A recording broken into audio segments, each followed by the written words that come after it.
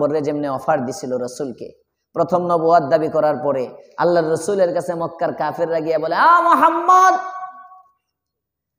তুমি যদি বলো আরবের ক্ষমতা তোমাকে দেওয়ার জন্য আমরা এতেও রাজি, তুমি যদি বলো আরবের সবচেয়ে সুন্দরী রমণীকে বিয়ে করবে আমরা এতেও রাজি, তুমি যদি বলো আরবের সবচেয়ে বড় বাড়িটা তোমার দরকার আমরা এতেও রাজি, যা চাও মুহাম্মদ তাই দিতে রাজি, কিন্তু বংশের মুখে চুনকালি দিও না, লাত মানাত উজ্জার বিরুদ্ধে কথা বলো না। মুহাম্মদ আরবি বলেন, চাচা, আরবের পক্ষ থেকে আপনি আমার কাছে এসেছেন, মক্কার কাফের মুশরিক বেদিন বেঈমানদেরকে বলে দেন দুনিয়ার সম্পদ তো এটা নাথিং, জিরো, এটা কিছুই না।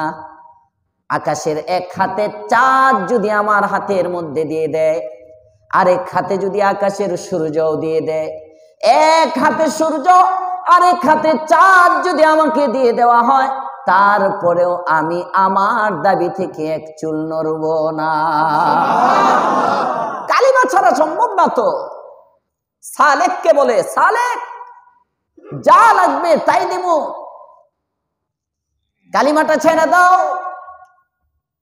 সালেক বলে, কি কোন আপনি কালিমা ছাড়া ছাড়ার কথা, একটু বুঝে শুনে কোন, কি দিবেন আপনি আমাদের, কয় টাকা লাগে? হিন্দুস্তানের নতুন মুসলমান সালেক, আমরা তো বংশগত মুসলমান, বাপ মুসলমান, মা মুসলমান, দাদা নানা 14 পুরুষ আমাদের মুসলমান, যাদের নাম জানি যত দূর পর্যন্ত এদূর মুসলমান, এরপরেও দাড়ি নেই, আস্তে আস্তে করে বুঝেন। 14 পুরুষ মুসলমান, মুসলমানের ঘরের ঘরের ঘরের মুসলমান, নামাজ পড়তে জানে না। মুসলমানের ঘরের ঘরের ঘরের মুসলমান, কালিমা জানে না। মুসলমানের বাচ্চা মুসলমান, পর্দা কি জিনিস বুঝে না, বেহায়া নর্তকীর মতো রাস্তায় ঘুরে আসে না নাই? বুঝেন মুসলমানি কাকে বলে?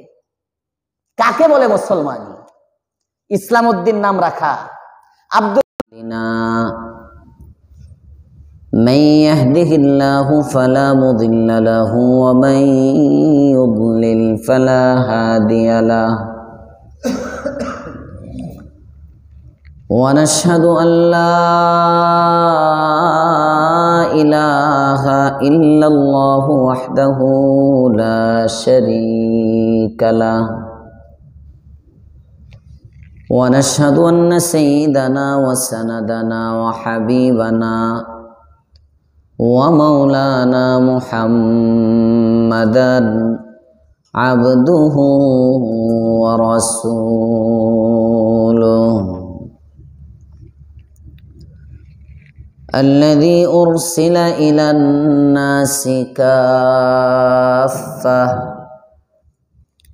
بشيرا ونذيرا وداعيا إلى الله بإذنه وسراجا منيرا أما بعد فقد قال الله تبارك وتعالى في كلامه المجيد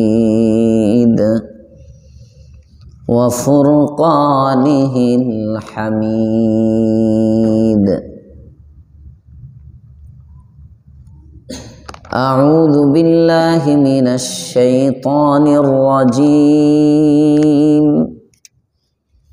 بسم الله الرحمن الرحيم ألف لام را تلك آيات الكتاب المبين إنا أنزلناه قرآنا عربيا لعلكم تعقلون نحن نقص عليك أحسن القصص بما أوحينا إليك هذا القرآن وإن كنت من قبله لمن الغافلين إذ قال يوسف لأبيه يا أبت إني رأيت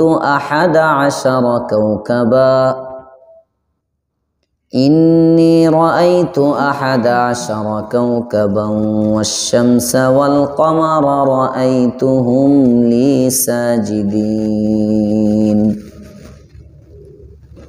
قال يا بني لا تقصص رؤياك على إخوتك فيكيدوا لك كيدا إن الشيطان للإنسان عدو مبين صدق الله العظيم درود شريف পড়ি সবাই اللهم صل على محمد وعلى آل محمد كما صليت على إبراهيم وعلى آل إبراهيم إنك حميد مجيد اللهم بارك على محمد وعلى آل محمد كما باركت على إبراهيم وعلى آل إبراهيم إنك حميد مجيد سبحانك لا علم لنا إلا ما علمتنا إنك أنت العليم الحكيم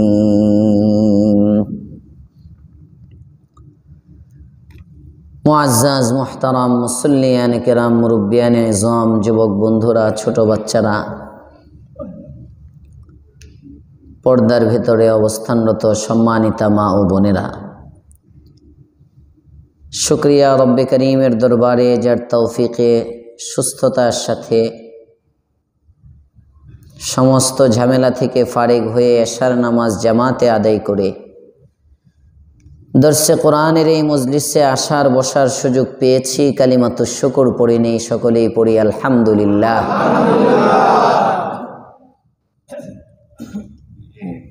সূরা ইউসুফ কোরআনে কারীমের গুরুত্বপূর্ণ একটি সূরা। এই সূরার মধ্যে আল্লাহ পাক রব্বুল আলামিন পৃথিবীর সব শ্রেণীর মানুষের জন্য শিক্ষা রেখেছেন।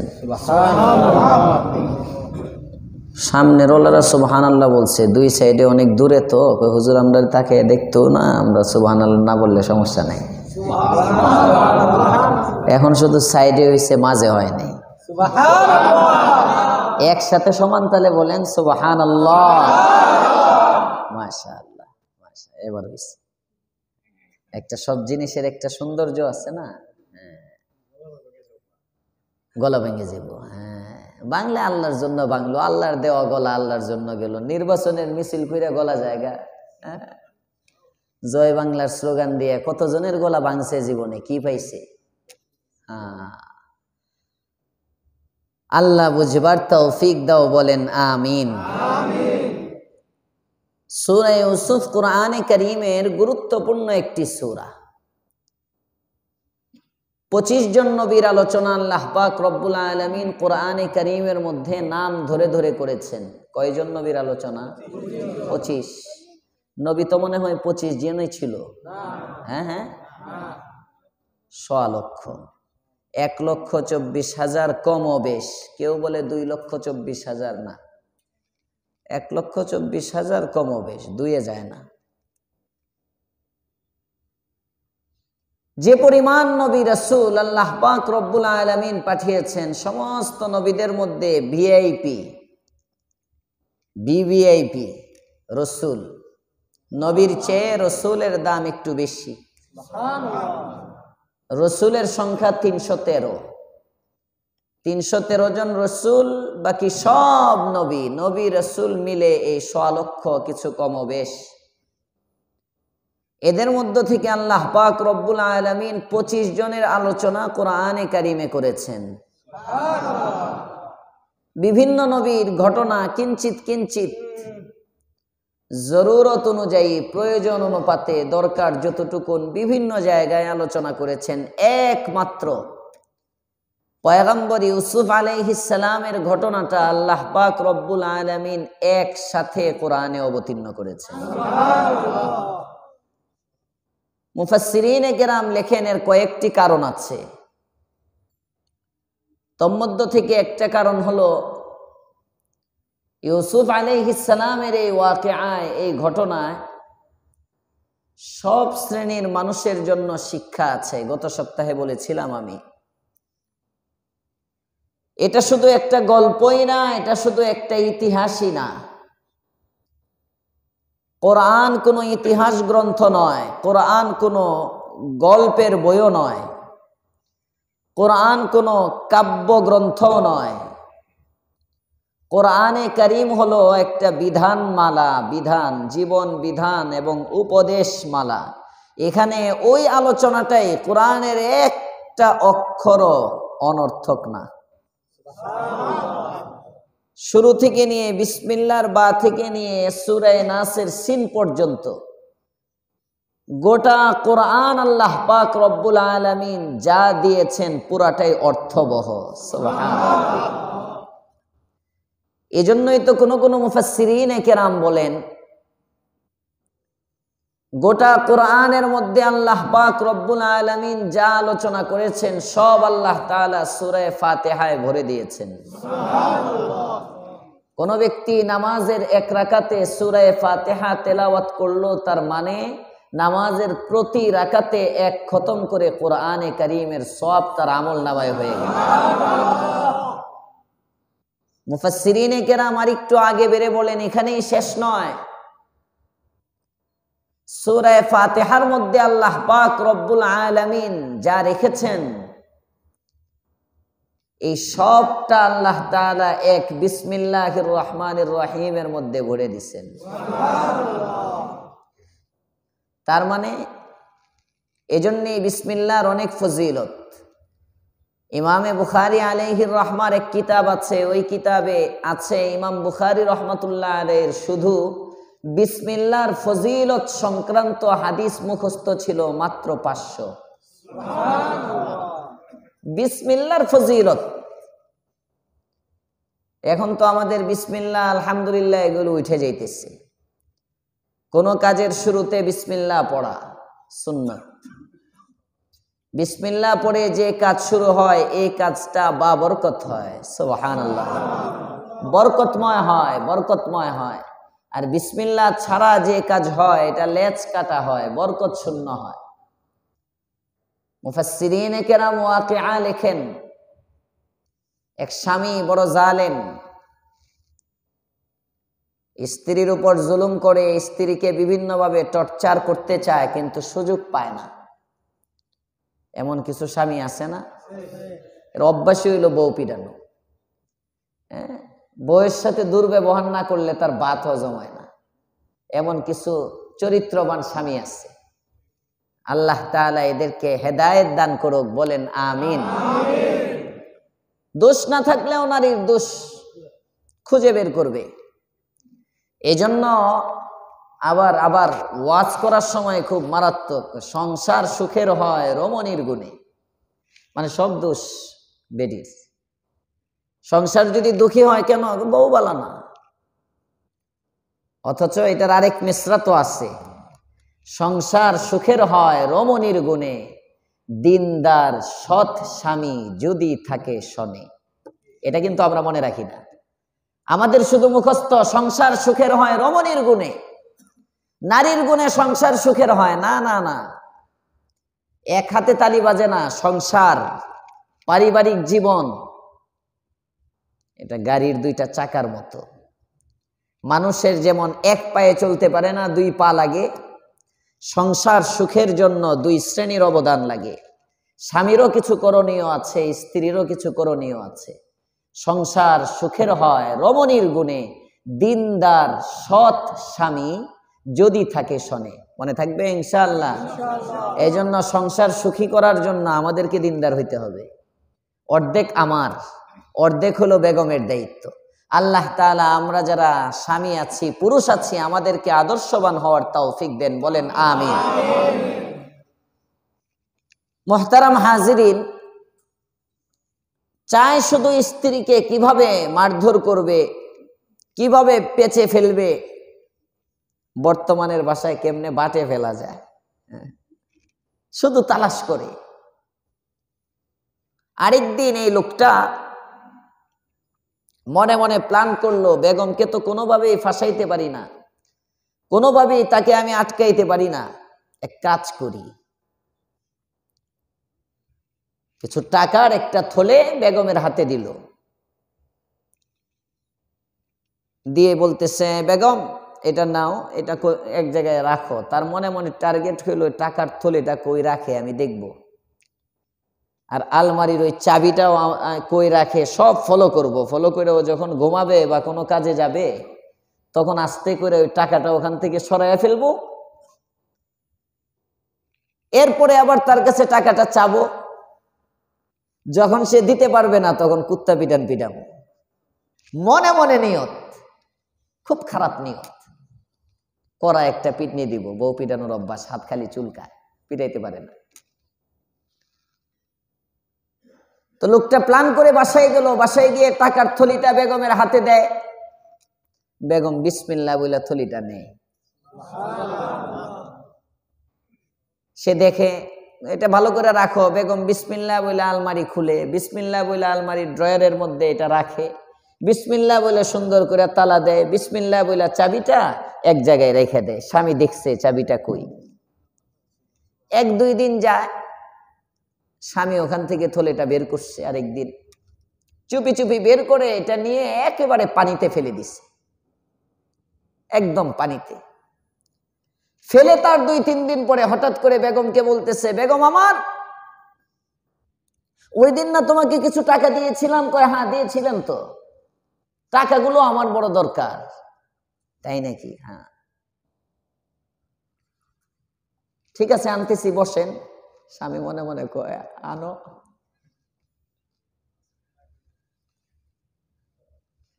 আল্লাহর ওলির কিতাবের মধ্যে লেখেন, বেগম এবার জায়গা থেকে উঠে যে স্থানে চাবি রেখেছিল বিসমিল্লাহির রহমানির রহিম বলে চাবিটা হাতে নেয়। বিসমিল্লাহির রহমানির রহিম বলে চাবি দিয়ে তালা খুলে, বিসমিল্লাহির রহমানির রহিম বলে হাতটা যখন ওখানে রাখে, দেখে ওই ব্যাগের থলি, ওই টাকার থলি। বিসমিল্লাহির রহমানির রহিম বলে টাকার থলিটা ওখান থেকে নিয়ে আসে। বিসমিল্লাহির রহমানির রহিম বলে স্বামীর কাছে টাকার থলিটা যখন দেয়, স্বামীর চোখের পানি গড়ায় গড়ায় পড়ে। ডাক দিয়ে বলে, বেগম আমার কিছুই বুঝতেছি না, তোমার কাছে টাকার থলিটা দেওয়ার পরে আমি তো এখান থেকে থলিটা উঠাইলাম, পানির মধ্যে থলিটা আমি ফেলে দিয়েছিলাম, কিন্তু দেখা যায় হুবহু ওই থলি। কোথা থেকে তুমি আনলা? তুমি কি আমার পিছনে পিছনে ছিলা? তুমি কি আমার পাহারাদারি করেছিলা? কয় না না স্বামী আমার, আপনার মন যে এত খারাপ আমি জানি না, আপনার মনের মধ্যে এত দুষ্ট বুদ্ধি আমার জানা নাই, আপনার মনে এত দুষ্টুমি আর শয়তানি আমি জানি না। সরল মনে ওই দিন টাকাটা ওখানে রেখেছিলাম, আজকে চাবিটা নিয়ে ড্রয়ারটা খুললাম, আপনি যখন বলেছেন পানির মধ্যে ফেলে দিয়েছেন, কিন্তু আমি দেখতেছি টাকার থলি এখানে আমার, বুঝতে বাকি নাই।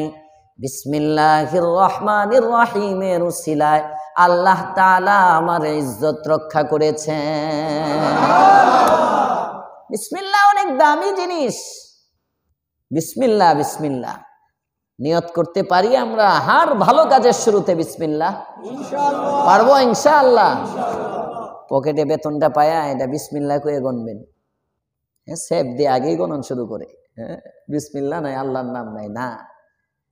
আসমানের মালিকের জাতের কসম করে বলতেছি, বিসমিল্লাহির রহমানির রহিম কে যে ব্যক্তি আমলের মধ্যে নিয়ে আসবে, এই ব্যক্তির পকেট জীবনেও খালি হবে না। বিশ্বাস না করে দেখেন, যখনই পকেটে হাত ঢুকাইবেন বিসমিল্লাহ, বিসমিল্লাহ, পকেটে টাকা রাখবেন বিসমিল্লাহ, গনবেন বিসমিল্লাহ, নিবেন সব বিসমিল্লাহ, হার ভালো কাজে বিসমিল্লাহ। দেখেন না, এটা আমার কথা না, আল্লাহর রাসূল বলেন কুল্লু আমরিন যিবালিন লাম ইউবদা ফীহি বিসমিল্লাহি ফাহুয়া আকতা। বিসমিল্লাহ ছাড়া যে কাজটা হয় এটা লেজ কাটা হয় তথা বরকত শূন্য হয়, আর বিসমিল্লাহর মাধ্যমে যে আমল হয় তাটা সেই কাজটা বরকতপূর্ণ হয়। বিসমিল্লাহ অনেক দামি। হাকিমুল উম্মত মুজাদ্দিদুল মিল্লাহ শাহ আশরাফ আলী থানভী রহমাতুল্লাহ আলাইহি এক কিচ্ছা লিখছেন। কিচ্ছা এক কারি সাহেব মক্তবের মধ্যে পড়ায়। মক্তবে তো সাধারণত আর মুফতি সাহেবরা পড়ায় না। হ্যাঁ, সাধারণত মুফতি সাহেব পড়ানো নিষেধ না মক্তবে, তো সাধারণত আমাদের দেশের কালচার হইল যে মক্তবে বাচ্চাদেরকে পড়ায় আলিফ বা তা আসা, এগুলো সাধারণত কারিয়ানা পাশ করে, হ্যাঁ, এত বেশি কিতাবাদি পড়ে না বা এখন এরকম সাধারণত। কারি সাহেব একজন পড়াইতেছে মক্তবে, নদীর ওই পারে মুচির বাড়ি, ওই পারে নদীর মুচি একজন থাকে। মুচি চিনেন তো? কি করে? চুল কাটে, হ্যাঁ, জুতা সেলাই করে। হ্যাঁ, জুতা সেলাই করে মুচি। এটা তো অনেক বাম্পার চাকরি, মাসে মনে হয় লাখ টাকা বেতন। হ্যাঁ, দিন আনে দিন খায়, যতটুকু ইনকাম, ছোট্ট চাকরি, ছোট কাজ করে নদীর এপারে ওপারে। নদীর ওপারে বাড়ি, এই পারে তার অফিস, এপারে মনে করেন বাজার, আর ওই পারে হইলো বাড়ি। তো যা ইনকাম করে প্রতিদিন নৌকা দিয়ে পারাপার করতে গিয়ে এই পাশে আসে, আসতে যাইতে তার আটানা করে 1 টাকা খরচ হয়ে যায়। ইনকামই আর কত, এর মধ্যে জায়গায় 1 টাকা থাকেই বা কি প্রতিদিন। একদিন এক মক্তবের পাশ দিয়ে যাইতেছে, ধরেন সরকার বাড়ি মসজিদের পাশ দিয়ে যাইতেছে, একটা মক্তব হইছে, তো কারি সাহেব পড়াইতেছে ছোট ছোট বাচ্চাদেরকে বিসমিল্লাহির রহমানির রহিম। বিসমিল্লাহির রহমানির রহিম এমন একটা নাম, বিসমিল্লাহির রহমানির রহিম যদি পড়ো তোমার জীবনটা গঠন হয়ে যাবে। বিসমিল্লাহির রহমানির রহিম পড়ে পকেটে হাত দিলে পকেট খালি হবে না। বিসমিল্লাহির রহমানির রহিম পড়ে যদি ঘরের মধ্যে ঢুকো, ঘরের মধ্যে মারামারি হবে না, ঘরে শয়তান থাকবে না। মানে বিসমিল্লাহর ফজিলত কারি সাহেব ওয়াজ করতেছে, আমি না, কারি সাহেব ওয়াজ করতে করতে গিয়া বলতেছে বিসমিল্লাহির রহমানির রহিম এমন একটা তাসবিহ, এমন একটা আমল, সমুদ্রের নদীর পারে যে বিসমিল্লাহ বইলা তুমি নদীর পাড়ে গিয়া দাঁড়াইবা, নদীর পানির উপরে নৌকা ছাড়া পায়ে হেঁটে নদী পার হয়ে যায় বা নৌকা লাগবে না। ওয়াজ করে কে? বক্তার নাম কারি সাহেব। শুনতেছে কে? মুচি। শ্রোতা কে? মুচি। এখানে নাই কারা কারা? হাত উঠান তো। আছে সবাই। আচ্ছা, মানে ঘুমাইতেছে নাকি ওইটা দেখলাম, ঘুমাইলে আর হাত উঠাইবো কেমনে? মুচি বক্তৃতা এটা শুনে এমন ভালো লাগছে, পাইছি রে, আমার 1 টাকা বেঁচে গেল, কষ্টের টাকা। সে ওই দিনই ইয়াকিন করছে আলেমের কথায়, বিশ্বাস করে সন্ধ্যা সময় গেছে, আল্লাহর নাম নিয়ে নদীর পাড়ে গিয়ে দাঁড়াইছে। দাঁড়ায় প্রতিদিন নৌকা আসে, নৌকাওয়ালা ডাকে, কয় না না না তোমারে লাগবো না, আজকে আমি ওষুধ পাইছি। ও নৌকা টৌকা সব বাদ দিয়ে পানির উপরে যায় দাঁড়ায় বিসমিল্লাহির রহমানির রহিম বলে পানির মধ্যে হাঁটা শুরু করছে, ঠিকই নদী পার হয়ে গেছে। ইয়াকি মিথলে খলিলা তসনাশিনি, ইয়াকি মিথলে খলিলা তসনাশিনি, ইয়াকি আল্লাহ মস্তি খুদ গুজিনি। হযরত ডক্টর ইকবাল লেখেন ইয়াকিনটা হইতে হয় আল্লাহর উপরে, ইয়াকিনটা হইতে হয় ইব্রাহিম খলিলের মতো। কথা বলেন ঠিক না বেঠিক? ইব্রাহিমের ইয়াকিন ছিল, আমরাও ইয়াকিন, আমরাও বিশ্বাস করি আল্লাহ খাওয়ায়, আল্লাহ মারে, আল্লাহ পালে। বুঝেন নাই? তবলিগের সাথে করোনার সময় একজন বয়ানে বসলে তো সব সময় আল্লাহ খাওয়ায়, আল্লাহ মারে, আল্লাহ পালে, সব আল্লাহ করে, মাখলুক কিছু করতে পারে না খালেক ছাড়া, খালেক সব করতে পারে মাখলুক ছাড়া।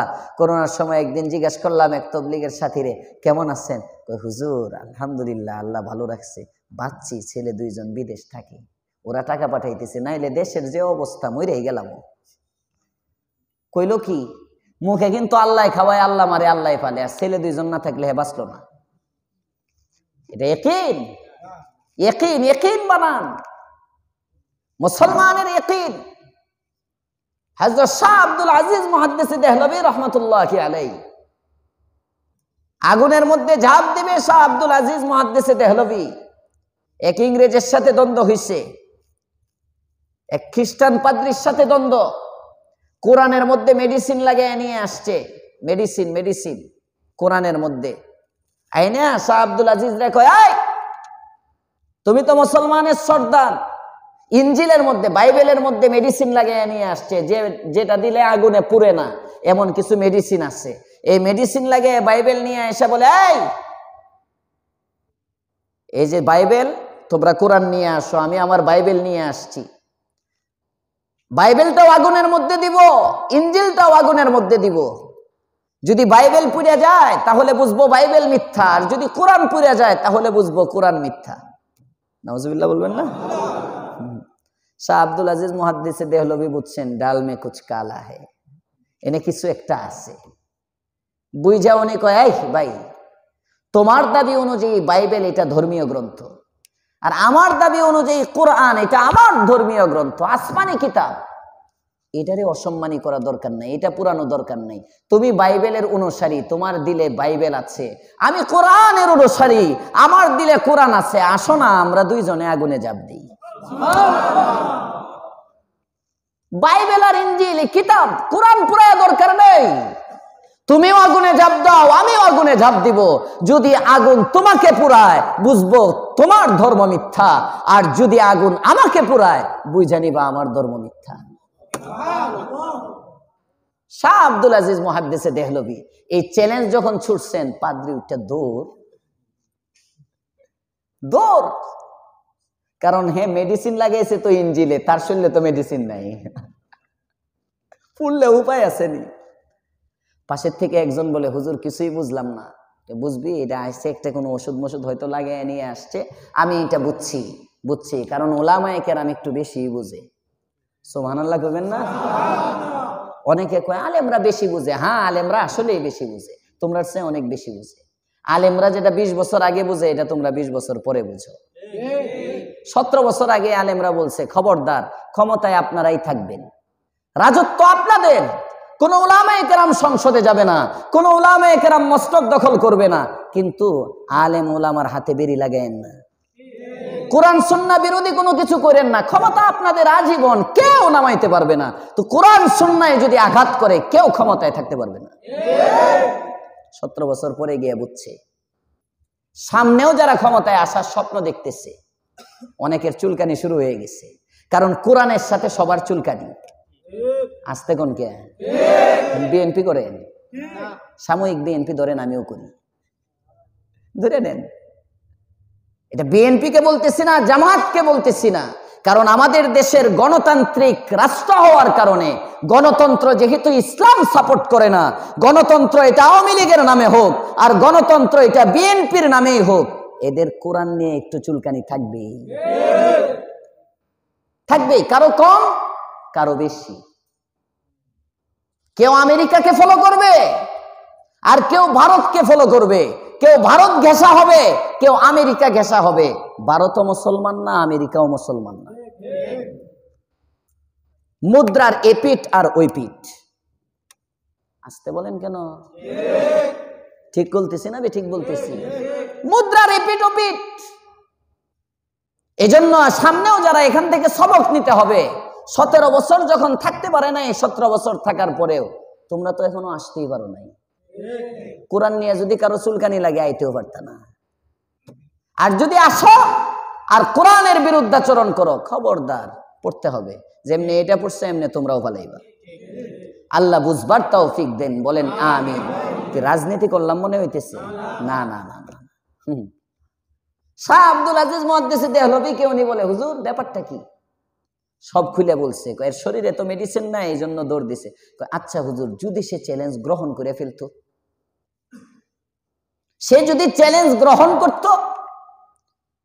শাহ আব্দুল আজিজ মুহাদ্দিস দেহলভী বলেন, খ্রিস্টান পাদ্রী যখন আগুনের সামনে দাঁড়িয়ে আমি শাহ আব্দুল আজিজকে চ্যালেঞ্জ করেছিল কোরআন নিয়ে আসার জন্যে, আর আমি আব্দুল আজিজ যখন খ্রিস্টান পাদ্রীকে লক্ষ্য করে বলেছিলাম তুমি ঝাঁপ দাও অথবা আমি ঝাঁপ দেই, আমি আব্দুল আজিজ মুহাদ্দিসে দেখলবি দেখেছি আগুনটা আমার জন্য ফুলের বাগান হয়ে গেছে। উপরে আগুন দেখা গেছে কিন্তু তোমরা দেখতেছো আগুন, আমি দেখতেছিলাম ভিতরে ফুলের বাগান। বাপদাদার বানানো কিচ্ছা গল্প না, হাদিসের মধ্যেও আসছে, ইতিহাসের পাতায় লেখা আছে। ফেরাউনের এক দাসী ছিল, মুসাতা তার নাম, ফেরাউনের বান্দি ছিল, বান্দি। চুল আশ্রাইতেছে একদিন, চুল চিরুনি করে না মহিলারা চিরুনি ঘরের মধ্যে বসে, মহিলাদের চিরুনি কিন্তু আমাদের পুরুষদের চিরুনি তো ইন্দে একটা মারবো ইন্দে একটা মারবো ইন্দে একটা, তিনটা দিলেই হয়ে যায়, চিরুনি করা শেষ, দাঁড়ায় দাঁড়ায় চিরুনি করে ফেলতে পারে। কিন্তু মহিলাদের একটু সময় লাগে, চুল বড়, এদের সময় নিয়ে চিরুনি প্রথমে তেল টেল দেয়, আস্তে আস্তে দেখবেন আধা ঘন্টা 1 ঘন্টা জায়গায় এদের মাথা গুছাইতে, হ্যাঁ মহিলাদের।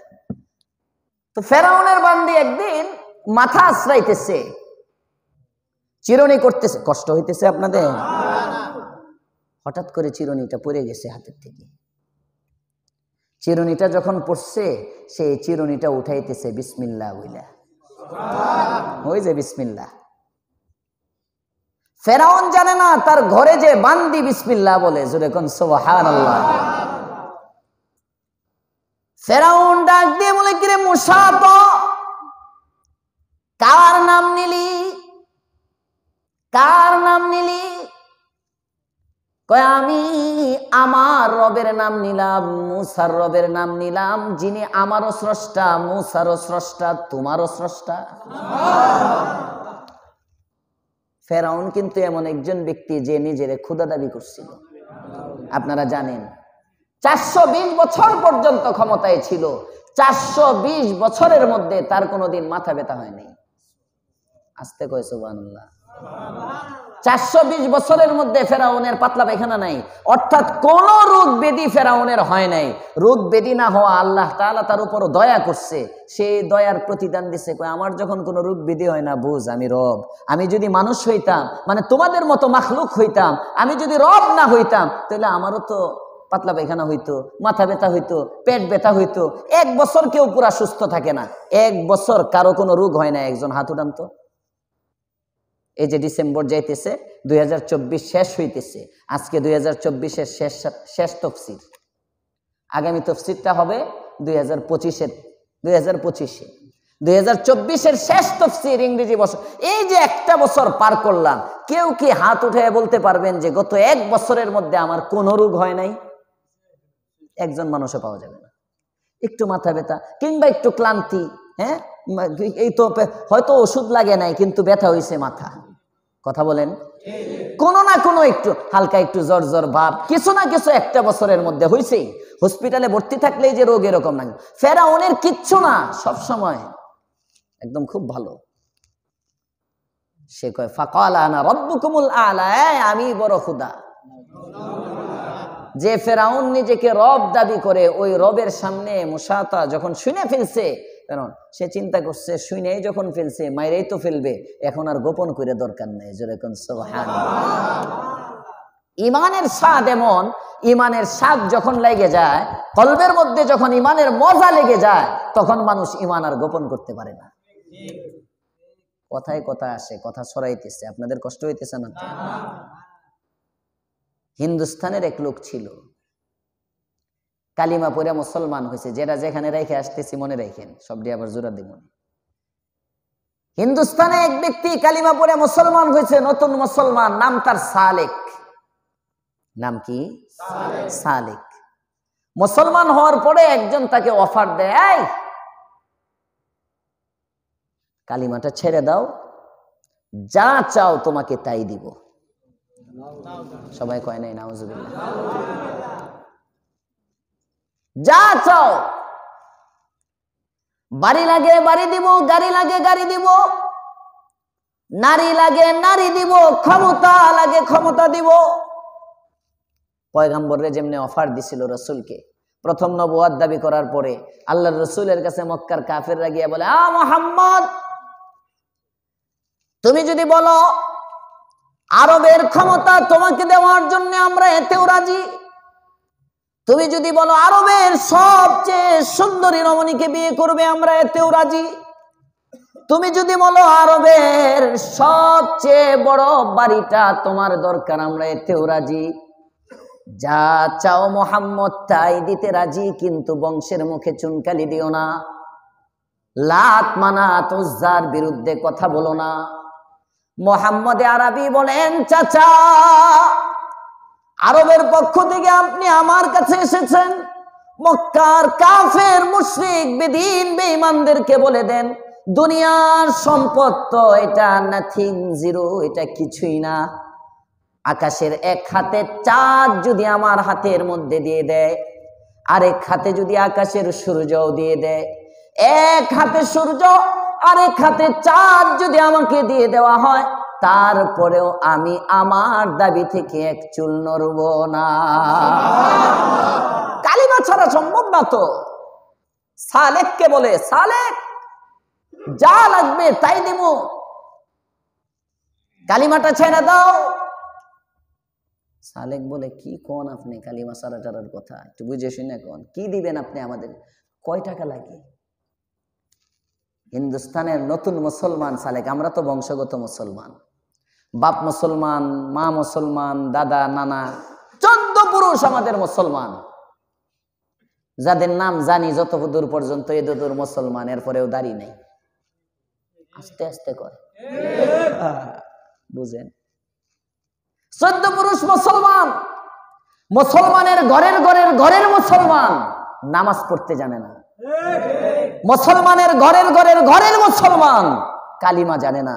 মুসলমানের বাচ্চা মুসলমান, পর্দা কি জিনিস বুঝে না, বেহায়া নর্তকীর মতো রাস্তায় ঘুরে আসে না নাই? বুঝেন মুসলমানি কাকে বলে? কাকে বলে মুসলমানি? ইসলাম উদ্দিন নাম রাখা, আব্দুল মমিন, মমিনুল ইসলাম নাম রাখা, এটার নামই মুসলমানি। জানাজা পড়া, বাপ মরে গেলে খতম পড়ানো, এটার নামই বুঝি মুসলমানি। এটা মুসলমানি না তো। মুসলমানি তো মাথার থেকে পা পর্যন্ত চমকাবে। কথা বলেন না কেন? আমার মাথার চুল দেখলে বোঝা যাবে আমি মুসলমান, আমার মোচ দেখলে বোঝা যাবে আমি মুসলমান। অনেকে মোচ রাখে, ঠোঁট ডাইকে যায়, পানি খাওয়ানোর সময় এমনি মুসা করে পরে খায়, আছে না নাই? কিতনা বড় জঙ্গল চিন্তা করেন এখানে। হ্যাঁ হ্যাঁ হ্যাঁ হ্যাঁ, চিন্তা করেন, এভাবে উঠায়, কি স্টাইল। আবার অনেকজনে ইন্দে বাড়ায়, বাড়ায়া এদিকে একটা বাঁকা করে, এদিক দিয়ে বাঁকা করে, এরকম মানে কোন প্রাণীর আকৃতির মতো বানাইতে চায় আর কি। মানুষ বানাইছে আল্লাহ, এটা ভাল লাগে না, আছে না নাই? চিন্তা করেন, দাড়ির মধ্যে যে কত স্টাইল, হায় হায় হায় হায়, চিকন করে এদিক দিয়ে একদম এখানে মাপ দিয়ে হাড্ডিটার মধ্যে এরকম কিছু দাঁড়িয়ে আছে, কিছু আছে শুধু এতটুক, এদিক দিয়ে সব ফালাই দেয়, এদিকে নাই, এই থুতনির মধ্যে এদিক দিয়ে একটু, হ্যাঁ, কিছু আছে হালকা হালকা হালকা হালকা হালকা, এই কত রকম স্টাইলের যে দাড়ি, কারো আধা আঙ্গুল, কারো 1 ইঞ্চি, কারো 1.5 ইঞ্চি, বিভিন্ন স্টাইলের দাড়ি, আছে না নাই? অথচ আল্লাহর রাসূল সাল্লাল্লাহু আলাইহি ওয়াসাল্লামের দাড়ি কি আল্লাহর রাসূল কাটার কোনো মাসলাই নাই। রাসূল বলেন, মান কাতা লিহিয়াতি কান্নামা কাতা উনুকি। ও আমার উম্মতেরা, যে দাড়ির মধ্যে হাত লাগাইলো সে দাড়ি কাটলো না, সে আমি নবীর গর্দানে ছুরি চালাইলো। আমি নবীর গর্দানে ছুরি চালাইলো। সাংঘাতিক জিনিস। একটা মাত্র সুন্নত, একটা মাত্র আমল আপনি কবরে নিয়ে যেতে পারবেন। ভালো করে চিন্তা করেন। আমি বলতেছি না আপনি দাড়ি রাখেন, রাখলে রাখবেন, না এলে নাই, আপনার ব্যাপার। আমি যে জিনিসটা বলতেছি, আপনি নামাজি, এটা কিন্তু আমল নামায় লেখা, সাথে নাই। কথা বলেন না কেন? আপনি যে রোজা রাখছেন, এটা আমল নামায় আছে, সাথে নাই। আপনি যে হাজি সাহেব, এটা আমল নামায় লেখা। আপনার হজ যদি কবল হয়ে থাকে, উনি জীবনে 10 বার হজ করছে, এটা আমল নামায় লেখা, সাথে দেখা যায় না। আপনার দেখে বুঝবে না ফেরেশতা আপনি হাজি। যত আমল আছে, আপনি দানবীর মসজিদ বানাইছেন, এটা আপনার আমল নামায় লেখা, আপনার সাথে নাই। আপনি গরিব মানুষকে, শত শত হাজার হাজার মানুষকে দান খয়রাত করেছেন, খাওয়াইছেন, উপকার করছেন, টাকা পয়সা দিছেন, গাড়ি দিছেন, বাড়ি বানিয়ে দিছেন, গরিবের উপকার করেছেন, বন্যার্থদের মাঝে আপনি কোটি কোটি টাকা বিলি করেছেন, আপনি সামাজিক উন্নয়ন করেছেন, আপনার টাকা একটা সমাজ চলতো, সব আপনার আমল নামায়, সঙ্গে না। যখন চক্ষু বন্ধ হয়ে যাবে, কাফনের কাপড় যখন পরানো হবে, পাঞ্জাবি, পায়জামা, জুব্বা সব খুইলা 3টা সাদা কাপড় আলেমকেও দেওয়া হবে, সেলাইবিহীন 3টা কাপড় আপনার গায়ের মধ্যেও জড়ানো হবে, সেলাইবিহীন 3টা কাপড়। এটা দেখে কেউ বুঝবে না কোনটা আলেম কোনটা গায়রে আলেম। আলেম আমল নামায় লেখা, শেখুল হাদিস আমল নামায় লেখা, চেহারার মধ্যে নাই, সুরতের মধ্যে নাই, যত ভালো কাজ আছে সব আমল নামায়। একটা মাত্র আমল, দাড়ি, এটা সঙ্গে কবরে যাবে। এছাড়া কোনো আমল আপনার খবরে নাই। আপনি চিন্তা করেন বাবা, আপনি কেন কাটতেছেন, কি কাটতেছেন? এই মুহূর্তে যদি আজরাইল আসে, আপনি এটা ছাড়া কবরে গিয়া নবীকে যখন আপনার কবর এই সরকার বাড়িতে, এই এলাকার মধ্যে, এই জায়গাটার নাম কি, নয়ানগর নাকি, দৌড় দৌড় দৌড়, এই দৌড়ের কোন গুরুস্থানের মধ্যে আপনি শুইবেন। হাদিসের মধ্যে আসছে দৌড়ের এই গুরুস্থান আর মদিনার রসুল, এই দুইটার মাঝখানে যে মাটি আছে, এই মাটি সরাইয়া দেওয়া হবে। ডাইরেক্ট মুর্দা আল্লাহর রসুলকে দেখবে, রসুলকে দেখায়া ফেরেশতা প্রশ্ন করবে। 3 নম্বর প্রশ্ন, প্রথম প্রশ্ন মার রব্বুকা, তোমার রবকে। দ্বিতীয় প্রশ্ন মা দীনুকা, তোমার ধর্মটা কি ছিল। 3 নম্বর প্রশ্ন করবে মা হাযার রাজুলুল্লাযী বুইসা ফীকুম, এই যে ব্যক্তিটা, এই ব্যক্তিটা কে বলো তো। নবীর মুখে দাঁড়িয়ে, আপনার মুখে দাঁড়িয়ে নাই। কেমনে চেহারাটা দেখাইবেন মরার পরে? কিভাবে প্রথম সাক্ষাতে আপনি পরিচয় দিবেন আমি আপনার উম্মত? কেমনে দাঁড়াইবেন সামনে? ওবায়দুল কাদের হাসিনার মুখ দেখাইতে পারবো? কথা কয় না। ওবায়দুল কাদের শেখ হাসিনারে মুখ দেখাইতে পারবে? পত্র পত্রিকায় মাঝে মাঝে দেখি, হ্যাঁ বলে দেখা করতে চাইতেছে, ইন্ডিয়া নেত্রী রাজি হয় না, খবরের মধ্যে মাঝে মাঝে আসে, সত্য মিথ্যা আল্লাহ জানে। হ্যাঁ, দলের 12টা বাজাইলে যদি আর মুখ দেখানো না যায়, যে কর্মীরা, যে নেতারা পালাইয়া গেল, নেত্রী পালাইতে বাধ্য হইল, এই দলের কর্মীরা নেত্রীরে মুখ দেখাইব কেমনে? এরাই যদি মুখ দেখাইতে না পারে, আপনি তো রসুলের কর্মী, কথা বলেন না কেন? নবীকে আপনি কেমনে মুখটা দেখাইবেন এই দাড়িটা নিয়ে? কেউ ক্লিন শেপ, কেউ হাফ দাড়ি, কেউ 1 ইঞ্চি, কেউ 1.5 ইঞ্চি। নবীর তো 1-1.5 ইঞ্চির কোনো মাসনা নাই, নবী তো ফুল ছেড়ে দিচ্ছেন।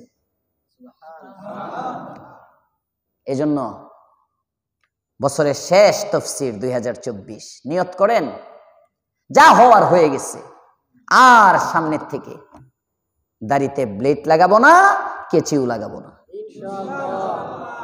পারবেন ইনশাআল্লাহ?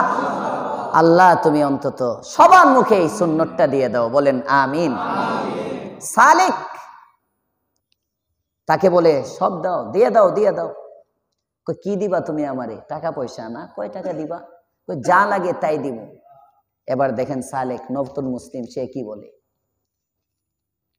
गर फरश से तारश हो एक माल का अंबार, गर फरश से तारश हो एक माल का अंबार, और शिरक से तागुरुब हो पुर दिरहम दीनार, हर जर्रा हो दुर और रुए फारिस बने कुहसार, हर जर्रा हो दुर और रुए फारिस बने कुहसार, और एक तरफ हो मेरे वो सैयद अबरार, फिर साले के मिसकी से कहे अब तू किया ले, फिर साले के मिसकी से कहे अब तू किया ले, सब छोड़ के नालैन मोहम्मद को उठा ले। अल्लाह अकबर। डाक दिए सालेक बोले, ओ पृथ्वीवासी, তোমরা আমাকে একটা গাড়ি দিবে কিংবা একটা বাড়ি দিবে, কিছু টাকা পয়সা দিবে? না না না, জমিন থেকে নিয়ে আরশ পর্যন্ত যদি সম্পদের স্তূপ তোমরা আমাকে দিয়ে দাও, পৃথিবীর পূর্ব প্রান্ত থেকে শুরু করে পশ্চিম প্রান্ত পর্যন্ত গোটা পৃথিবী ভর্তি স্বর্ণ রূপা হীরা জহরত মণি মুক্তা যদি আমাকে দিয়ে দাও, পৃথিবীর যতগুলো বড় বড় পাহাড় আছে, মাটির পাহাড়, পাথরের পাহাড়, যত পাহাড় আছে সমস্ত পাহাড়গুলো যদি হীরা জহরত মণিমুক্তা হয়ে যায়, সোনা রূপা হয়ে যায়, সমস্ত পাহাড়গুলো যদি আমাকে দিয়ে দাও, এই সমস্ত সম্পদ জমিন থেকে আসমান পর্যন্ত গোটা পৃথিবীর সমস্ত সম্পদ যদি আমার মালিকানায় দিয়ে দেওয়া হয়, এই সম্পদগুলো যদি এক পার্শ্বে রাখা হয়, আর এক পার্শ্বে যদি আমার পয়গম্বর দুজাহানের সরদার মুহাম্মদুর রাসূলুল্লাহ সাল্লাল্লাহু আলাইহি ওয়াসাল্লামকে রাখা হয়, এরপরে যদি আমাকে প্রশ্ন করা হয় জমিন থেকে আসমান পর্যন্ত গোটা পৃথিবী ভর্তি সম্পদ নিবা নাকি মুহাম্মদুর রাসূলুল্লাহকে নিবা, ফির সালে কে মিসকি সে কাহে अब तू किया ले सब छोड़ के नालाइने मुहम्मद को उठा ले। দুনিয়ার মানুষ, মুহাম্মদুর রাসূলুল্লাহ সাল্লাল্লাহু আলাইহি ওয়াসাল্লাম তো অনেক দামি, আমি গোটা পৃথিবী ভর্তি অলংকার আর সম্পদের পরিবর্তে মুহাম্মদের দুইটা জুতা আমার মাথায় উঠায় নিব। আমি বলবো আমি সালেকের কাছে পুরা পৃথিবী ভর্তি সম্পদের চেয়ে মুহাম্মদের দুইটা জুতার দাম বেশি। এটার নাম ইশক, এটার নাম ভালোবাসা, এটা মুহাব্বত। ফেরাউনের বাদী যখন বিসমিল্লাহ ইমানের লজ্জত যখন লাগে ছাড়তে পারে না, মনে আছে কথা? ফেরাউনের বান্দি, ফেরাউন যখন যাই নিয়ে গেছে এবার কয়, ফেরাউন ভয় নাই, এতদিন ভয় করেছিলাম এখন আর ভয় নাই, ভয় নাই। আমি বিসমিল্লাহ বলেছি, আল্লাহ তিনি আমার রব, রব্বি ওয়া রব্বুকা ওয়া রব্বু মূসা, মূসার রব তিনি, তোমার রব তিনি, এজন্যই আমি নাম নিলাম। ফেরাউন বলে তাড়াতাড়ি ছাড়, কয় না ছাড়বো না, জান দিতে হবে, কয় জান দিব কিন্তু কালিমা ছাড়বো না। সুবহানাল্লাহ।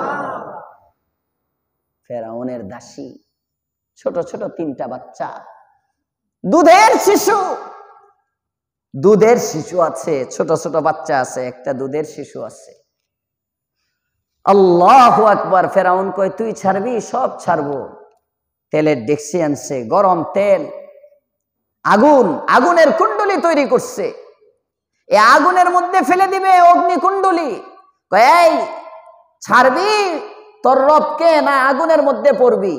মহিলাটা বলে আগুনে পড়তে রাজি, কালিমা ছাড়তে রাজি না। মহিলা, মা, পর্দার আড়ালের মা, আপনিও মহিলা, উনিও একজন মহিলা, আপনি একজন স্বাধীন, উনি কিন্তু বান্দি ছিল, বাদী, তার বিধি নিষেধ ছিল। আপনার নামাজ পড়তে কোনো বিধি নিষেধ নাই, আপনার বোরকা পড়তে কোনো বিধি নিষেধ নাই, আপনি ইচ্ছা করলেই বোরকাটা লাগিয়ে ফেলতে পারেন, আপনি ইচ্ছা করলেই নামাজি হয়ে যেতে পারেন। কথা বলেন ঠিক না বেঠিক? ফেরাউনের দাসী, ফেরাউন বলে আগুনে জাপ দিবা? কই দিব। এবার ফেরাউন বলে কোনো সমস্যা নাই, তুই মনে করতেছিস তোর সাথে আর কি করতেছি? না না না, তোর সাথে কোনো আর কি নয়, সত্যি আগুনের মধ্যে ফেলে দিব। তার প্রমাণ স্বরূপ প্রথমে একটা বাচ্চাকে আগুনের মধ্যে ফেলে দেয়। ফেরাউন এবার বলে এই যে একটাকে ফেললাম, মার সামনে সন্তান আগুনে, বুঝেন কত কষ্টে, মার সামনে সন্তান আগুনে। ডাক দিয়ে বলে কালিমা ছাড়, নয়তো তোর চোখের সামনে আস্তে আস্তে তোর চোখের সামনে আমি বাচ্চাগুলোকে ফেলবো প্রথমে আগুনের মধ্যে, এরপরে তোকেও আগুনের মধ্যে ফেলে দিব।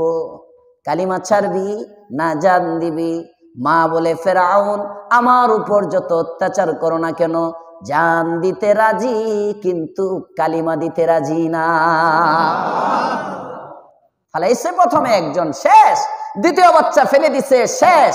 দুধের শিশুটাকে যখন নিবে, দুধের শিশুটাকে টান দিয়ে নিয়ে আগুনের মধ্যে ফেলে দিবে, মনটা একটু হায়, মানে মনের মধ্যে একটু, এখনো কালিমা ছাড়বে বলে নাই, মনটা একটু খারাপ। ঠিক এই মুহূর্তে ভিতর থেকে আগুনের যে বাচ্চাগুলো, ওই আগুনের ভিতর থেকে আওয়াজ আসতেছে, ও মা এটা আগুন না, আগুন না, আপনি একটু ভয় পায়েন না, আমরা দুই ভাই জান্নাতের মধ্যে আসি, আপনি তাড়াতাড়ি আমার ছোট ভাইরে নিয়ে ঝাঁপ দেন, ঝাঁপ দিবেন আর জান্নাতে চলে আসবেন। ইয়াকিন লাগবে কি? লাগবে কি? ইয়াকিন, ইয়াকিন লাগে। আমাদের ইয়াকিন নাই, এজন্য আমরা ফল পাই না। আমরা নামাজ পড়ি, নামাজ পড়ে পরে হুজুর শুনছি আপনারা বলছেন নামাজ পড়লে আল্লাহ রিজিক দেয়, কই আইলো না তো। কথা বলেন না কেন? তার মানে নামাজ পড়ছি রিজিকের লেগে, আর দিবে আল্লাহ। ইয়াকিন রাখো, নিয়তটা খালেস, আল্লাহ আমার দেওয়া আমি তোমাকে দিলাম, তোমার মন চাইলে দাও নাইলে নাই, আমি তোমার গোলাম, আমি কিন্তু তোমাকে ছাড়বো না। আল্লাহ দেখবে আরে এই বান্দার তো দিলেও আমার দরবারে থাকে, না দিলেও থাকে, যা দিয়েই দিলাম। এটা আল্লাহ তাআলার কুদরতুল্লাহ। আমাদের ইয়াকিন নাই, মুচি ইয়াকিন করছে, পানির মধ্যে গিয়ে দাঁড়াইছে, নদীর এপার থেকে ওই পারে চলে গেছে, নৌকা লাগে নাই। হাকিমুল উম্মত থানবী লেখেন এইভাবে অনেকদিন। এখন সে চিন্তা করলো, যে হুজুরের দ্বারা আমার টাকা বাঁচলো, যে হুজুরের দ্বারা আমার এত উপকার হইল, এই হুজুরের তো একদিন দাওয়াত না খাওয়াইলে হয় না। এতগুলো টাকা বাঁচলো, কিছু টাকা খরচ করে হুজুরের দাওয়াত করছে। হুজুরে আসছে, হুজুর আমার বাড়িতে আপনার দাওয়াত। তোমার বাড়ি কই? নদীর ওই পারে। আচ্ছা ঠিক আছে, কবে? অমুক দিন। ঠিক আছে যাব। তো হুজুরের দাওয়াতে নিয়ে গেছে। দাওয়াতে নিয়ে যাওয়ার সময় নদীর পারে দাঁড়াইছে। নদীর পারে দাঁড়ায় হুজুর কয় নৌকা কই? মুচি কয় হুজুর নৌকা, চলেন বিসমিল্লাহ বলে আল্লাহর নাম লে, নৌকা লাগে না তো। আই কি কও? এমন কিছু মৌলবী আছে না নাই? ওয়াজে বাম্পার, আমলে নাই। দাড়ি টুপি মনে হয় যে মক্কার খেজুর, খালি হুজুর না, ভিতরে আমল নাই, ভিতর পচা। এমনও কিছু মৌলবী এখন পাওয়া যায়, এদের মোবাইলের মধ্যে চেক দিলে বোঝা যায় মৌলবী কি। আল্লাহ হেদায়েত দান করুক, বলেন আমিন। এটা সহজ না মৌলবী, বেশভূষার নাম মৌলবী না, কলব পরিষ্কার করার নাম মৌলবী। আল্লাহ আমাদের ইঞ্জিন, মৌলবী হইল উম্মতের ইঞ্জিন। এই ইঞ্জিন যদি খারাপ হয়ে যায়, সমাজ খারাপ হয়ে যাবে। আজকে ইঞ্জিন নষ্ট হয়ে যাইতেছে, এজন্য সমাজ পচে যাইতেছে। আল্লাহ ইঞ্জিনকে ভালো করার তৌফিক দাও, বলেন আমিন। এজন্য দোয়া করবেন, উলামায়ে কেরামের জন্য দোয়া করবেন। আল্লাহ আলেম উলামার শান বাড়াইয়া দাও, আলেম উলামার মান বাড়াইয়া দাও, তাদের মহাব্বত আমাদের দিলে দাও, আমাদেরকেও গুনাহমুক্ত রাখো, তাদেরকেও গুনাহমুক্ত রাখো। কারণ মৌলবীও তো মানুষ, কথা বলেন না কেন? মৌলবীও মানুষ, আলেম হইলেই যে গুনাহ থেকে বাঁচবে এটার কোনো গ্যারান্টি নেই। সাহাবী যখন জড়ায় গেছে, আল্লাহ হেফাজত করছেন, পরে তো আলেম কি হইতেই পারে। আল্লাহ সকলকে গুনাহ থেকে বাঁচার তৌফিক দেন, বলেন আমিন। মৌলবী তো কি কম, এবার ওয়াজ শুরু করছে। আপনার বয়ান শুনে আমি 1-1.5 মাস ধরে আপনি না একদিন পড়াইতেছেন বিসমিল্লাহির রহমানির রহিমের এই ফজিলত, যদি কোনো ব্যক্তি বিসমিল্লাহির রহমানির রহিম বলে তাহলে নৌকা লাগবে না, নদীর এপার থেকে ওপার পর্যন্ত পানির উপরে পার হয়ে যাবে। আমি তো ওই দিন সন্ধ্যা থেকে এই নদী এমনি পার হই। চলেন আমার লগে বিসমিল্লাহ কইয়া। এখন হুজুর কি করব, বাধ্য হইয়া খাওয়ানো লাগবো, আইসে ইজ্জতেরও মাসলা। মুসি পার হয়ে যায়, আমি যদি পার হইতে না পারি। এখন সে প্রথমে জুতাটি খুললে হাতে নিছে। ইয়াকিনের হালত দেখেন, প্রথমে জুতাটি খুলছে, তারপরে কাপড়টা একটু উপরের দিকে কাছাইছে, যদি ভিজে যায়। ইয়াকিন হইল? এটা ইয়াকিন হইল? থানবী সাহেব লিখতেছেন, হ্যাঁ এটা করে যখন পা দেয়, দেখে যে আস্তে আস্তে পা উঠাবে, কারণ তার ইয়াকিন হইল আগে জুতা খোলা, এরপরে যদি বিজ্জা যায়। এই যদি বিজ্জা যায় আছে না, কিছু লটারি করে যদি লাগিয়ে যায়, এই যদি বিজ্জা যায় মতো যখন যাইতেছে, তার ঈমান যেমন, ইয়াকিন যেমন, তার সাথে ব্যবহারও তেমন। হ্যাঁ, হুজুর এই পাশে নদীর পাশে দাঁড়ায় রয়েছে, ওদিক দিয়ে মুচি বিসমিল্লাহ বইলা হুজুরের সামনে পার হয়ে গেছে। এটার নাম ইয়াকিন। এটার নাম কি? সূরা ইউসুফের মধ্যে অনেকগুলো শিক্ষা আছে। সূরা ইউসুফের বড় একটা শিক্ষা, আল্লাহ তাআলা পারেন, আল্লাহ তাআলাই করেন, আল্লাহ তাআলার থেকে সব কিছু হয়। এই জন্যই তো ভাইরা ইউসুফকে শেষ করে দেওয়ার জন্য কূপে ফেলে দেয়। ওখানে ভাইরা মনে করে ইউসুফ নাই, আল্লাহ বলেন আমি ইউসুফকে রাখবো। কে মারবি? রাখে আল্লাহ তো, আরো আসতে রাখে আল্লাহ তো মারে কে? কে মারবে? 10 ভাই মিলা তারে কূপের মধ্যে ফেলায়। কূপটাও 70 হাত। কূপটা কয় হাত? 70 হাত গভীর কূপ। ফালানোর সিস্টেম কি? ইউসুফ আলাইহিস সালামকে নিয়ে গেছে, নিয়ে একটা রশির মধ্যে বাঁধছে। প্রথমে রশিটা কূপের মধ্যে খালি একটা রশি ছাড়ছে, ওই রশিটা দিয়ে কূপ মাপ দিয়ে, এরপরে ওই রশিরটা দিয়ে ইউসুফকে বাঁধছে।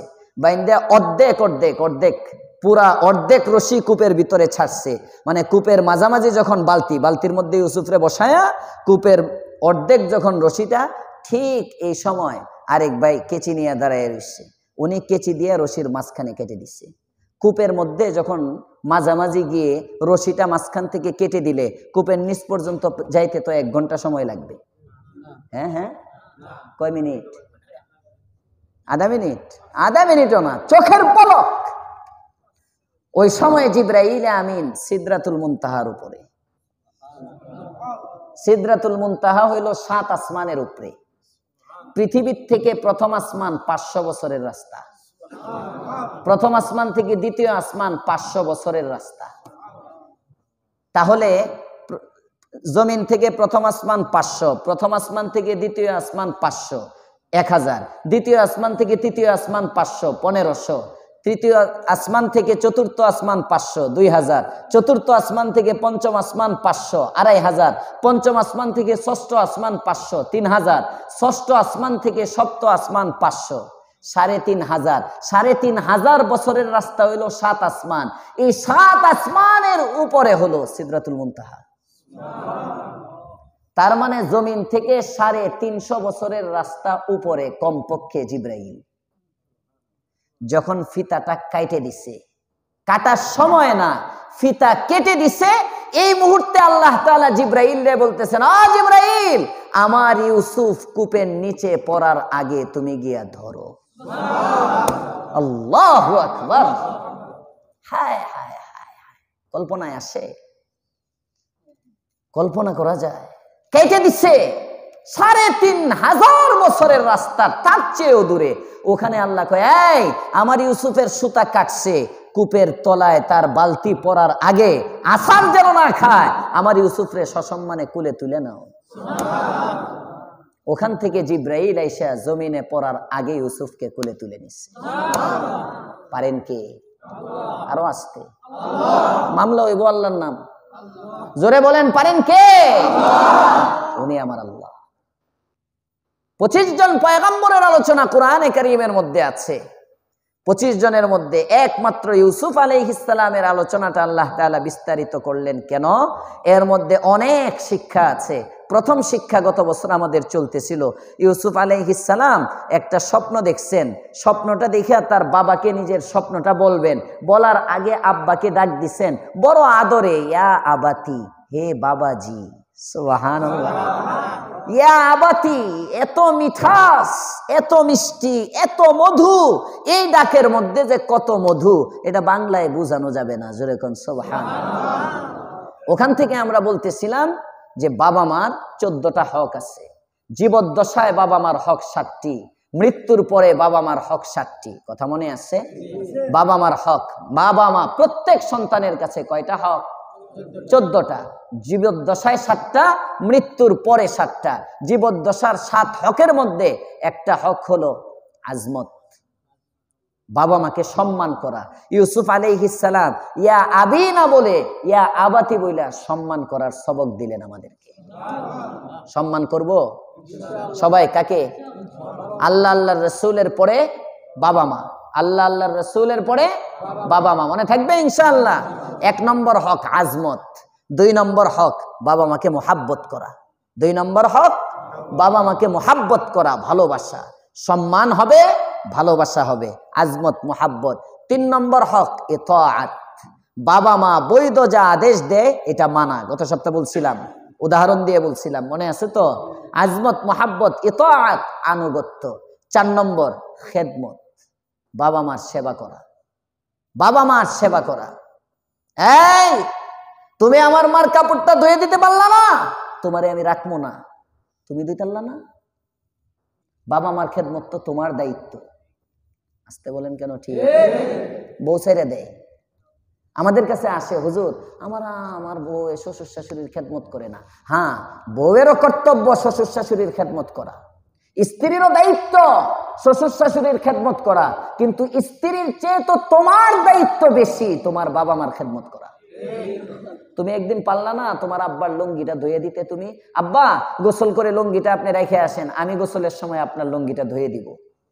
কয়দিন করছে? কয়দিন করছেন?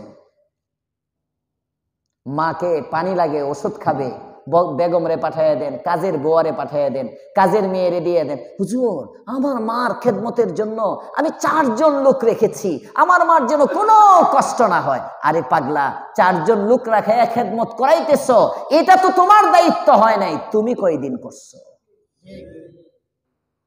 তোমার কাছে খেদমত পাও না। ছোটবেলায় গল্প পড়ছেন বাইজিদ বুস্তামি, এত বড় আল্লাহর ওলি হইছে মায়ের দোয়ায়। মা পানি চাইছেন, পানি। আমরা ইংলিশ বইয়ের মধ্যে পড়ছিলাম, এ বয় নেমড বাইজিদ, বাইজিদ একটি ভালো ছেলে। নুরানি মাদ্রাসার মধ্যে ইংলিশে সুন্দর করে বাইজিদের এই গল্প লেখা ছিল। জানেন আপনারা সবাই, কয়দিন এই খেদমত এখন উঠে যাইতেছে। কথা কন না কেন? বাপমার খেদমত উঠে যাইতেছে, বাপমার খেদমত নাই, আরেকজন রে দিয়ে করা। এই জন্য বাবা মার খেদমত সুযোগ হইলে কিছু খেদমত করেন। এটা বাবা মা আপনার কাছে পাও না। বাবা অসুস্থ, একদিন মাথায় একটু তেল দিয়ে দেন। মা অসুস্থ, মায়ের মাথার মধ্যে একটু তেল দিয়ে দেন। জ্বর উঠছে, মায়ের মাথায় একটু পানি দিয়ে দেন। মাকে হসপিটালে আপনি নিয়ে যান, সব চাকর বাকরের উপরে দিয়ে চালায়েন না মিয়া। এখন তো বড় লোকরা বৃদ্ধাশ্রমে পাঠাইয়া দেয় বেশি পয়সা হইলে খেদমতের জন্য। তোমার মা কিন্তু 10 মাস 10 দিন তোমাকে গর্ভে ধারণ করছে, কোনোদিন চাকরানি লাগায় নাই। মা নিজে তোমাকে বহন করেছে, কাউকে দিয়া বহন করায় নাই। মা নিজে শীতের সময় তোমার পেশাব পায়খানার কাপড়গুলো ধৌত করেছে, খাদেম নেয় নাই।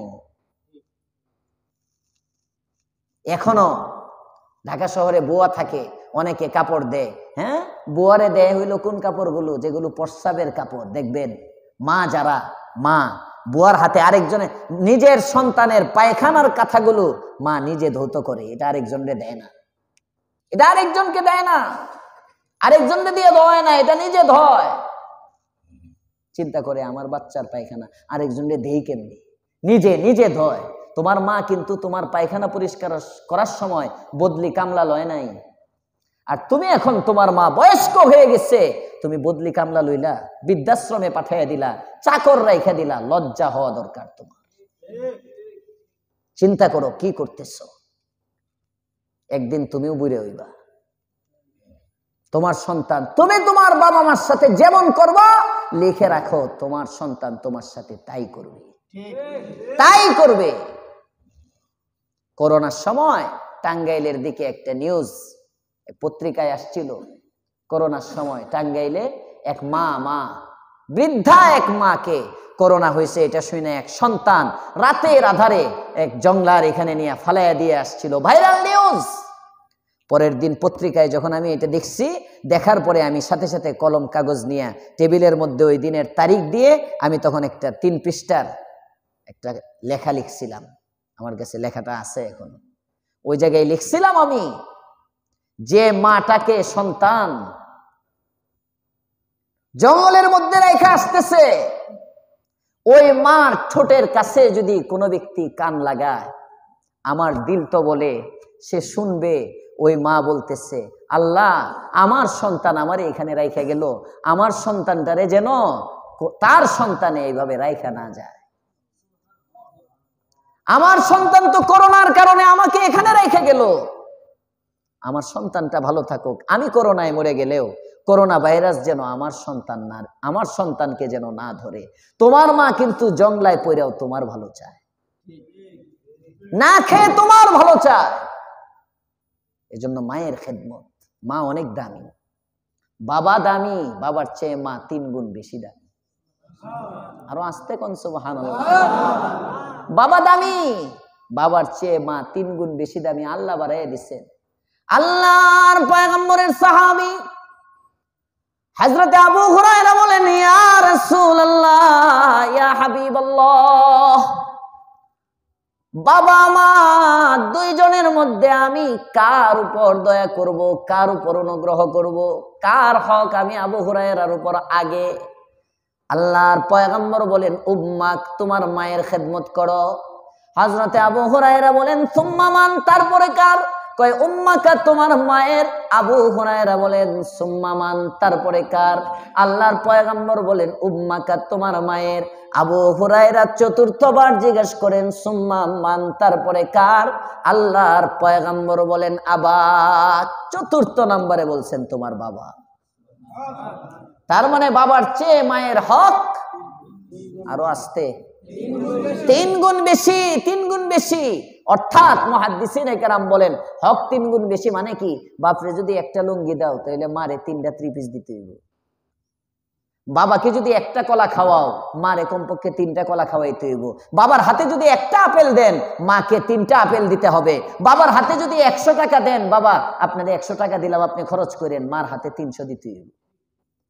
এটা হলো উদ্দেশ্য। মায়ের হক 3 গুণ বেশি, কারণ মায়ের কষ্ট বেশি। বাবা শুধু উপার্জন করে দিচ্ছে, আর মা তোমাকে দুধ পান করাইছে। গর্ভধারণের কষ্ট মায়ের, দুধ পানের কষ্ট মায়ের, পালা ছোটবেলা শৈশবে মা সব করছেন মা। সুতরাং মার হক বেশি। এজন্য মায়ের মনে কষ্ট দিব না। আস্তে আস্তে কয় জোয়ান জোয়ান মানুষ, হ্যাঁ জোয়ান জোয়ান মানুষ মার দোয়া নিবেন, মার দোয়া নিবেন। মার মনে কষ্ট দিবেন, বাইতুল্লাহ গিয়ে ঢুকতে পারবেন না। এই যে আপনাদের কাছেই এদিকেই তো আহসানিয়া মিশন ক্যান্সার হসপিটাল, এদিকে না? এই যে আহসানিয়া মিশন কামারপাড়া দিয়ে সামনে গেলে যে আহসানিয়া মিশন ক্যান্সার হসপিটালটা ইস্তেমার মাঠের পশ্চিম পাশে, এই হসপিটালে আলেম ছিলেন, ক্যান্সার হয়ে মারা গেছেন। হারিনাল মাদ্রাসার শেখুল হাদিস ছিলেন আমার আব্বুর ফুফাতো ভাই, আপন ফুফাতো ভাই, আমার চাচা শরাফুদ্দিন সাহেব রহমতুল্লাহ আলাইহি, দুবাউরা বাড়ি, বহুত বড় আলেম ছিলেন। উনি একবার হজের কাফেলা নিয়ে গেছেন, সাথে 40-50 জন লোক নিয়ে গেছেন হজে। উনি নিজে কারগুজারি শোনাইতেছেন। তার কাফেলার মধ্যে একটা যুবক ছেলে এহরামের কাপড় পরা, যখনই বাইতুল্লায় ঢুকে, বাইতুল্লায় মাতাফ আছে, হারাম শরীফ পার হয়ে তোয়াফের একটা নির্দিষ্ট জায়গা আছে, এটাকে বলে মাতাফ। বাইতুল্লাহর পাশে খোলা উন্মুক্ত চত্বর, যেটা তোয়াফ যেখানে করে, এখানে গেলেই ছেলেটা চিৎকার মাইরা বের হইয়া আবার হারামের দিকে দৌড় দেয়। হুজুর মনে হয় আমার শরীরে আগুন ধরে গেছে, আমার শরীরে আগুন ধরে গেছে। হুজুর তো পেরেশান। তোয়াফ না করতে পারলে ইহরামের নিয়ত করার পরে এটা প্রথমে তোয়াফ করবে, সাফা মারওয়া সাই করবে, তারপরে মাথা মুন্ডন করবে, এরপরে হালাল হবে। এর আগে তো হালাল হওয়ার কোনো সুরত নাই। ইহরামের মধ্যে কিছু বিধি নিষেধ আছে। হাই কি উপায়?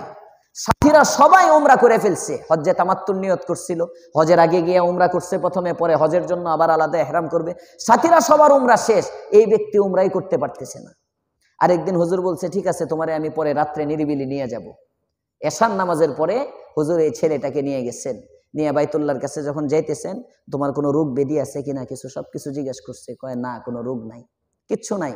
কিন্তু সুস্থ, পুরা সুস্থ মানুষটা যে হারাম শরীফ পারোয়া মাতফে নামছে, মাতফের জায়গায় নামে তোয়াফ শুরু করবে, ঠিক এই মুহূর্তে হুজুর এই যে আমার শরীর জ্বালাপুরা, চিৎকার মেরে আবার পিছনে চলে আসে।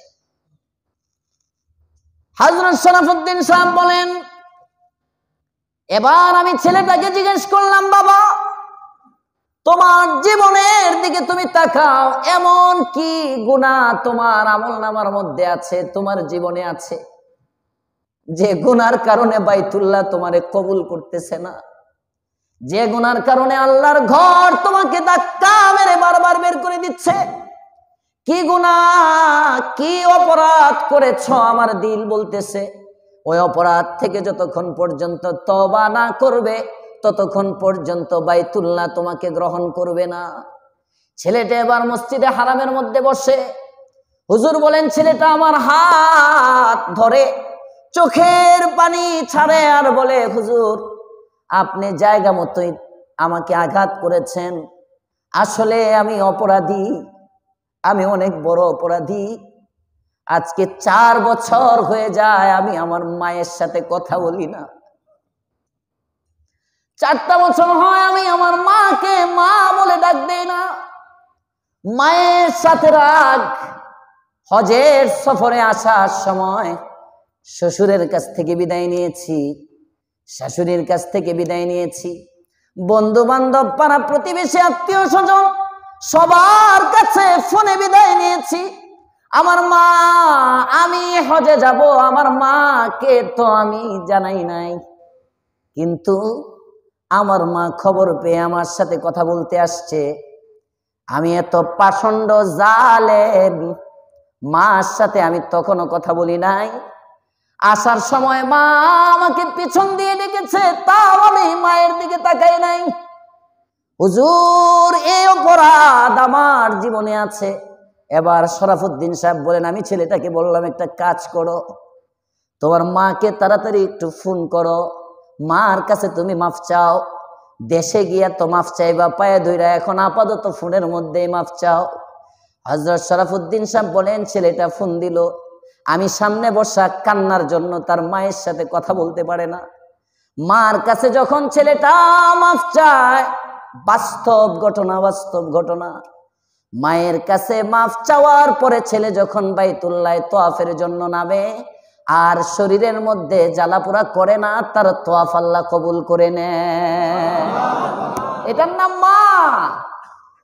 ধমক তো মারেন 1000 ডিগ্রি সেলসিয়াসে, মারে ধমক মারেন, যুবক জীবন শেষ, জীবন শেষ। এজন্য 2024 শেষ তাফসীর, যুবকরাই বেশি বসা। 1 নম্বর ওয়াদা করেছি আমরা, দাড়িতে জীবনে হাত লাগাবো না। ভুলে গেছে, ভুলে গেছে, মনে আছে, মনে আছে? সামনে দাড়িতে হাত লাগাবো না, ব্লেড লাগাবো না, কেচিও লাগাবো না, দাড়ি ছেড়ে দিব, দাড়ি লম্বা করব। 2 নম্বর ওয়াদা, জীবনে যা বাবা মার মনে কষ্ট দিছি, যাদের আব্বা আম্মা আছে, আর জীবনে সামনে বাবা মার সাথে বেয়াদবি করব না। পারবো ইনশাআল্লাহ, পারবো পারবো পারবো ইনশাআল্লাহ। বাবা মার হক কয়টা? কয়টা? জীবদ্দশায় 1 নম্বর সম্মান, 2 নম্বর ভালোবাসা, 3 নম্বর আনুগত্য, 4 নম্বর খেদমত, সেবা, আজমত, মোহাব্বত, ইতাআত, খেদমত, 5 নম্বর ফিক্রে রাহাত। ইনশাআল্লাহ এখান থেকে আগামী সপ্তাহ আল্লাহ